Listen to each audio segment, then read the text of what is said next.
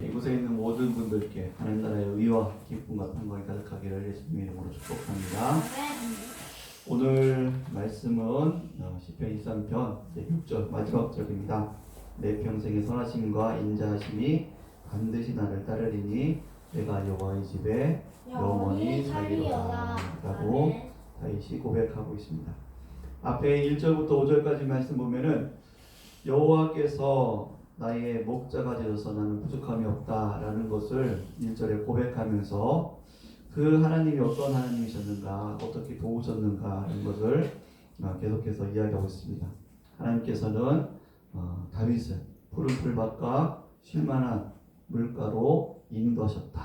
그 하나님이 나의 목자시다. 그리고 내 영혼을 수행시키시고 내가 정말 사망의 음침한 골짜기에 있을 때에도 거기서도 함께 하나님이 계셨다. 그리고 나를 그 속에서도 지켜주시고 인도하셨다라고 고백합니다. 그리고 내 원수의 목전에서 내게 화려한 식탁을 차려주시고 기름으로 내 머리에 부으시면서 내 영혼의 빈잔을 채워주신 그 하나님이 바로 여호와 나의 목자이신 하나님이시다라고 고백하고 있습니다.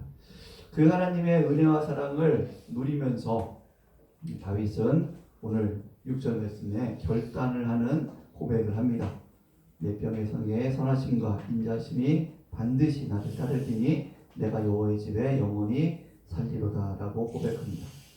본문 말씀을 읽어보면 다윗의 결심은 한 가지인 것처럼 보입니다.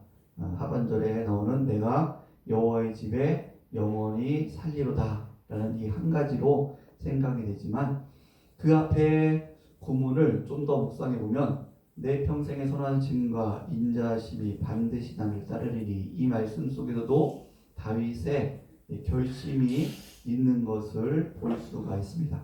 오늘은 이 상반절 말씀 내 평생의 선하심과 인자심이 반드시 나를 따르리니 이 말씀 속에서 다윗의 이 결심이 어떤 결심이 담겨 있는가, 우리는 어떤 결심을 해야 되는가라는 걸 살펴보고 다음 주에는 하반절 말씀을 살펴보도록 하겠습니다.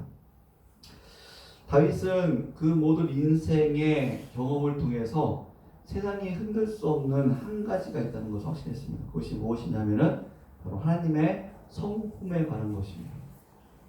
그 중에서도 오늘 말씀에 하나님께서는 내 평생 동안 내가 잘 될 때나 또 혹은 원수에 쫓길 때나 정말 사망의 음침한 골짜기 같은 영혼이 아주 곤고한 그러한 시절에 있을 때에도 하나님께서 나를 버리지 않으시고 내가 숨어 있는 것 같은데 그 새벽 끝까지 세상 끝까지 나를 찾아오셔서 하나님께서 내 평생에 잠시도 쉬지 않고 내 평생에 선하심과 인자심이 반드시 나를 따른다라는 것을 다윗이 깨닫고 있는 것이죠. 우리는 하나님께서 정말 내가 곤고할 때, 내가 안 될 때, 내 생각대로 안 될 때, 사업이 실패할 때, 내 건강이 정말 떠나갔을 때, 내가 질병에 걸렸을 때, 혹은 사고에 났을 때, 정말 세상이 감당할 수 없을 것 같은 큰 그런 고난과 고통에 빠졌을 때에 하나님의 선하심이 어디 있는가? 하나님의 인자하심이 어디 있는가? 그렇게 우리는 의심이 들 때가 있죠. 그런데 그것은 잠시이고 그런 순간이 있을 수 있지만 그런 잠시이고 그렇다고 해서 하나님께서 선하심과 인자하심이 떠난 것이 아니었다라고 다윗은 고백합니다. 하나님의 선하심과 인자하심은 내 평생에 있었다라고 고백을 하고 있다는 것이죠. 이 따르다라는 히브리 말은 라디프라는 단어인데 이 의미는 추격하는 것을 의미합니다. 결코 포기하지 않고 굳센 의지를 가지고 끝까지 쫓아가서 잡아내는 것. 이것이 바로 오늘 말씀한 따르리니라는 의미의 뜻입니다. 따르리니. 아주 적극적인 어떤 그냥 그 사람을 그냥 졸졸 이렇게 수동적으로 따르는 것이 아니라 적극적으로 따르는 거예요. 숨어 있어도 숨어 있어도 찾아가서, 그러니까 숨바꼭질 하듯이 숨어 있어도 술래가 찾아가서 여기 있네 이렇게 하는 것. 이것이 바로 하나님의 선하심과 인자심이 나를 따른다라는 그런 의미를 내포하고 있습니다. 그러면은 하나님의 이 선하심과 인자심이란 어떤 것을 의미할까요? 선하심은 하나님의 선하신 성품 때문에 모든 피조물들을 관대하게 대하시는 호의를 의미합니다. 하나님께서 이 땅을 아름답게 만드신 거, 우리가 이 땅을 보면 마음이 편해지고 마음이 위로를 받지 않습니까? 이렇게 하나님께 이 땅이 선한 것도 역시 하나님께서, 선하신 하나님께서 이 천지만물을 만드셨기 때문에 우리는 이 땅 속에서 선한 것을 보게 되는 것이죠. 이 선하다고 하는 것은 어떤 수동적인 의미가 아니라 적극적인 의미를 가지고 있습니다. 그 사람에게 가서 유익되게, 그러니까 사람뿐만 아니라 이 땅의 모든 것들을 유익되게, 그래서 그 유익 속에서 행복을 누릴 수 있게 하는 것, 이것이 바로 선하다라는 의미를 갖고 있습니다. 그래서 우리가 악한 자가 통치를 하면은 사람들이 고통을 당하죠. 정치인 중에서도 만약에 독재자, 악한 독재자가 세워지면은 그 나라 국민들이 엄청난 고통과 불행을 당하게 됩니다. 그런데 선한 통치자가 세워지면은 어떻습니까? 여러 가지 정책을 잘 펴는 가운데 국민들이 유익을 얻고 행복을 누리게 되는 것, 이것이 바로 선한 것의 의미를 담고 있습니다. 이렇게 하나님께서는 이 땅을, 선하신 하나님이시기에 이 땅을 선하게 창조하셨습니다. 그런데 이 세상의 많은 사람들은 하나님이 선한 분이시라면 왜 이 세상이 악과 고통이 그치지 않는가에 대해서 의무심을 갖기도 하죠. 그래서 이 세상이 악하기 때문에 선하신 하나님은 없다라고 이야기하는 사람도 있습니다. 하지만 인간의 모든 불행은 선하신 하나님이 없기 때문에 생기는 것이 아니라 선하신 하나님을 떠났기 때문에 생기는 것입니다. 이 땅의 고난과 고통과 또 죽음과 질병과 이러한 불행들은 선하신 하나님을 떠났기 때문에 생기는 것이지 선하시는 하나님이 안 계시기 때문에 생긴 것이 아니라는 것이죠. 하나님께서는 왜 그러면은 선하신 하나님을 떠나는 사람들에 대해서 불행하게 느낄까? 그냥 그 사람들에게도 계속해서 행복을 느낄 수 있게 하면 얼마나 좋을까? 그렇게 우리는 생각을 하죠. 하지만 한번 따라해봅시다. 선하신 하나님 안에 생명이 있습니다. 생명이 있습니다. 영생이 있습니다. 영생이 있습니다. 왜 하나님께서는 선하신 하나님을 떠난 사람들이 불행하게 내버려 두시냐면 하나님 안에 생명이 있기 때문입니다. 선하신 하나님 안으로 들어와야지만이 그 안에 진리가 있고 그 안에 진정한 의와 기쁨과 평강이 있기 때문에 하나님께서는 그 하나님의 선하심을 떠난 사람들이 불행하게 내버려 주셔서 하나님을 떠나면 불행하구나, 우리가 다시 돌이켜서 하나님께 돌아가야겠구나 라고 깨닫게 하시기 위해서 그들을 내버려 두는 것이죠. 그래서 죄 가운데 있으면 불안하고 불행하고 힘들고 어려움과 고난과 고통을 당하고 또 죄의 결말로 그렇게 죽음과 멸망을 당하게 되는 것이죠. 그래서 우리는 이 부분을 잘 이해를 해야 됩니다. 선하신 하나님 안에 있을 때만이 진정한 행복을 누릴 수 있게 되는 것입니다. 두 번째로 인자하심, 하나님의 인자하심에 대해서 다시 고백을 하고 있습니다. 이 인자하심은 우리가 많이 들어봤던 히브리어 헤세드라는 단어입니다. 이것은 하나님의 성품으로 인해서 가치 없는 인간을 향해 그들에게 자비를 베푸시는 것을 말씀합니다. 그 사람들이 무엇을 어떤 잘못을 깨닫고 용서를 빌어서 하나님께서 용서해 주는 것이 아니라 우리가 아직 죄인 되었을 때에, 그러니까 죄인 되었다는 것은 무슨 의미예요? 내가 죄 지은 것도 몰랐다는 의미예요.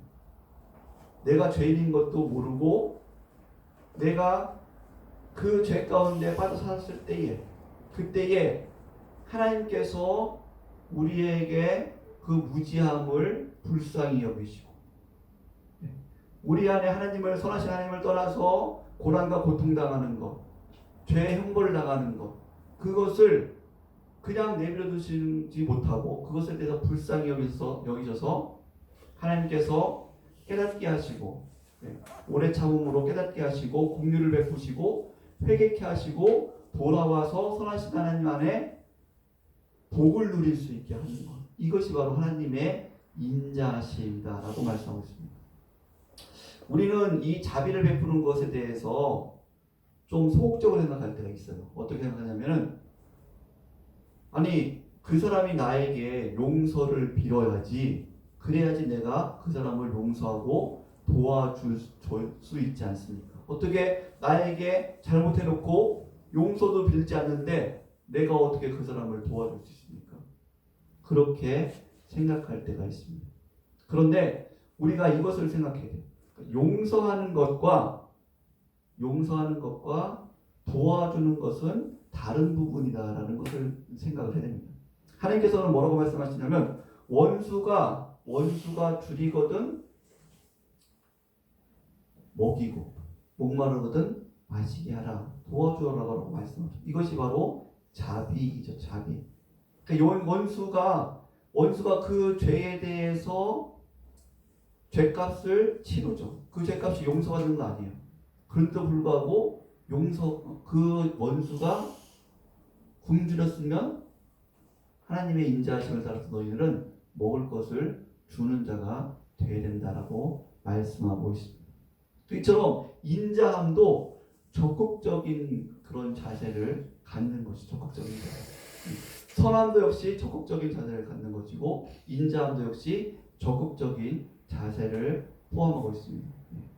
자, 이러한 선하심과 인자하심을 다윗이 그의 평생 동안 경험합니다. 그가 죄를 짓고도 밧세바를 범하고 우리아를 죽이고 그러한 엄청난 죄를 지어서도 그가 양심의 가책을 느끼지 못하고 그냥 살고 있을 때에, 죄 아래 살고 있을 때에, 그리고 공감 안에 살고 있었을 때에 하나님께서는 나단 선지자를 보내서 깨닫게 하시죠. 네가 죄를 지었다. 그리고 돌이키게 하십니다. 회개하게 하십니다. 이것이 바로 인자함이죠. 그리고 오래 참으심으로 그의 왕권을 뺏으시는 것이 아니라 그가 돌이키고 회개하게 하셔서 계속 왕권을 이어갈 수 있도록 하나님께서 하십니다.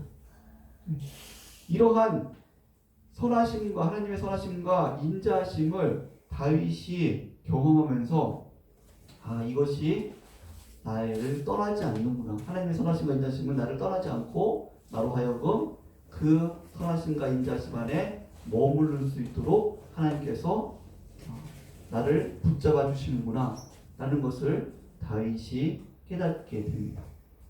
그러면 다윗은 이 선하심과 인자심이 정말 평생이 나를 쫓아와서 나를 붙잡아 주시는구나 라는 것을 깨달으면서 어떤 결단을 했을까라는 부분입니다. 어떤 결단을 했을까? 그리고 또 우리는 이 하나님의 선하심과 인자심을 받는 그런 모습 속에서 어떤 결단을 해야 될까라는 부분이라는 것이죠.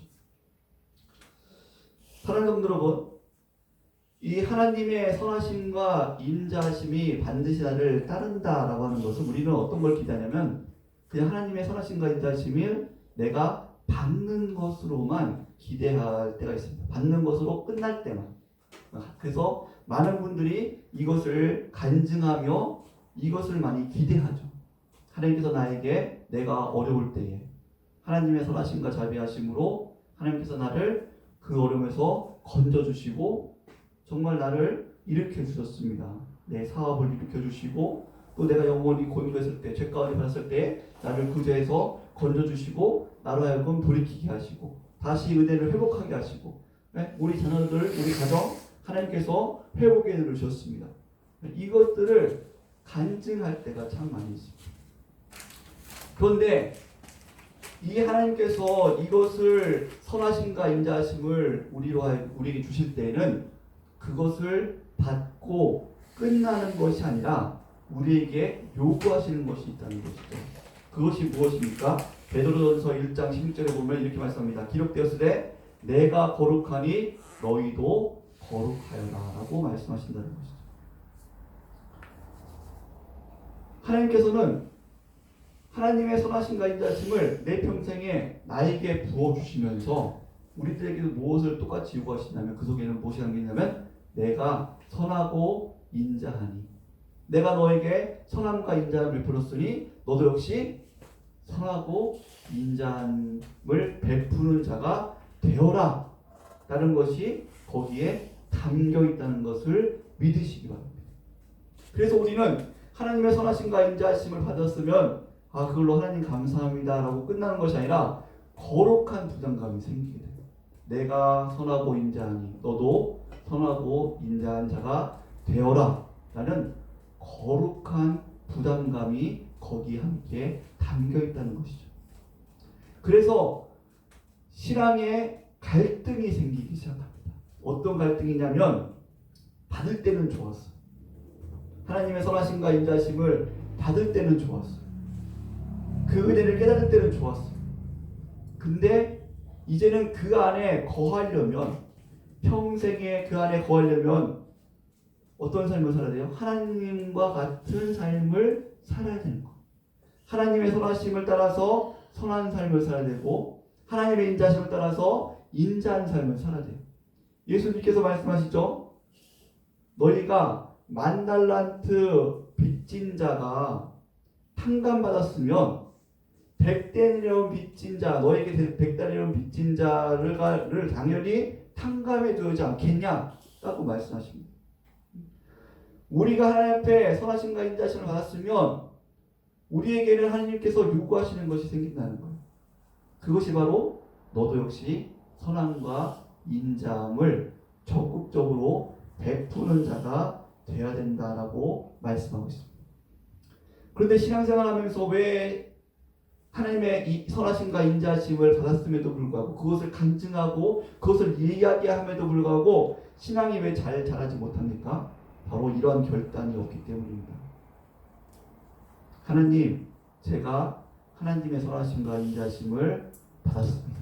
이제는 제가 제 이웃에게, 제 친척들에게, 제 주변의 성도님들에게, 교회에, 또 이 사회에 하나님의 선하심과 인자하심을 베푸는 자가 되겠습니다.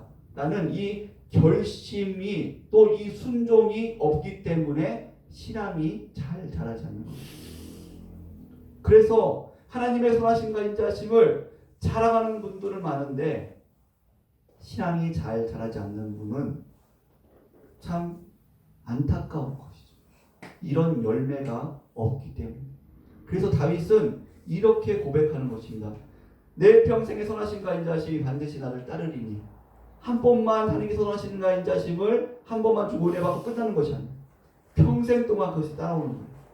그 평생 동안 나 쫓아오면서 나에게 무엇을 요구하십니까? 너도 선하고 인자한 삶을 살아라. 이것을 계속 쫓아다니면서 우리들에게 요구하고 계신다는 거예요. 피할 수가 없다는 거예요. 그래서 우리는 신앙생활에 하나님 그냥 저만 받았으면 하나님 이것으로 족합니다. 여기서 하나님 끝 이제 멈춰주세요 라고 원할 때가 많아요. 그러면 믿음이 안 자라는 거예요. 근데 하나님께서 우리들에게 계속 쫓아다니면서 선하심과 인자하심을 계속 베풀죠. 그렇게 머물고 싶은 우리들에게 그냥 적당히 신앙생활하고 싶은 우리들에게 계속 쫓아다니면서 선하심과 인자하심을 계속 보여주시고 너도 이렇게 살아라. 그래서 우리는 무엇을 결단해야 됩니까? 하나님, 제가 이제까지 나의 중심적인 신앙생활, 게을렀던 신앙생활, 나만 선하심과 인자심을 받고 끝내려고 했던 이 신앙생활 하나님 멈추고 이제는 하나님의 선하심과 인자심을 따라서 저도 살겠습니다 라고 결단하며 순종할 때에 진정한 하나님의 선하심과 인자심의 그 속에서 거하는 은혜가 있게 되는 줄 믿습니다. 그것을 누리려면 평생에 하나님의 선하심과 인자심이 쫓아오는데 그 선하심과 인자심을 한 번만 받을 때는 그때만 받고 안 살아도 누릴 수 있어요. 근데 그것이 평생 쫓아오기 때문에, 그리고 평생 그것을 우리에게 요구하시기 때문에, 내가 거룩하니 너희도 거룩하라, 이것을 평생 요구하시기 때문에 우리는 그것을 피해 다니면 계속 갈등이 있을 수밖에 없는 거예요. 계속 피해 다니면 하나님 좀 더 쉬었다 할게요. 좀 더 이 선하심과 인자심을 베푸는 것 좀 지금 못하겠어요. 피해 다니면 계속 갈등이 있을 수 있고 신앙의 기쁨이 없게 되는 것이죠.